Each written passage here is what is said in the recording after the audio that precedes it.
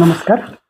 विकासको नाममा जुन भइरहेको राम्रो लुगालाई हैन फ्यालेर तपाईको नयाँ लुगा लाउनुको अर्थ के? हेर्नुस् है, कि त त्यो लुगा पुरानो च्यातेको अवस्था हुनुपर्छ, त्यसलाई फ्यालेर नयाँ लाउनु ठिक हुन्छ हैन?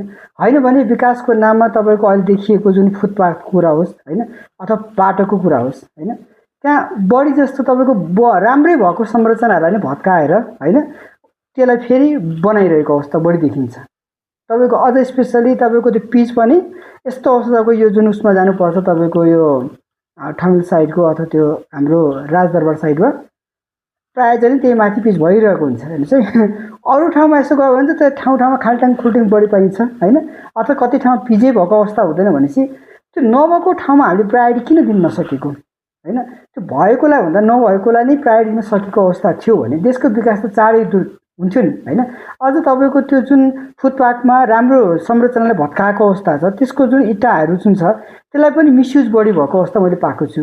हो, अब तिनीहरूलाई पनि राम्रो सदुपयोग गर्न सकेको ठाउँमा कुनै अलिक दुर्गम ठाउँमा हैन जहाँ बजेट कम छ त्यस्तो ठाउँमा लगेर त्यही इँटाहरूलाई पनि सदुपयोग गर्ने हो भने त्यसको पनि त राम्रो के अरे हैन त्यो राम्रो रूप देखिन्थ्यो होला। भनेपछि हरेक कुरालाई हामीले सदुपयोग गर्न नजान्दाखेरि नै हाम्रो ऋणको भार थपेको अवस्था बढी छ। त्यो हुँदाखेरि सरकारलाई के अनुरोध गर्छु भने म तपाईँ हामीले जुन एउटा विकासको नाम भनेर हैन भइरहेकोमा भन्दा नि नभएको ठाउँमा बढी प्रायोरिटी दिँदा बेस्ट हुन्थ्यो कि हैन?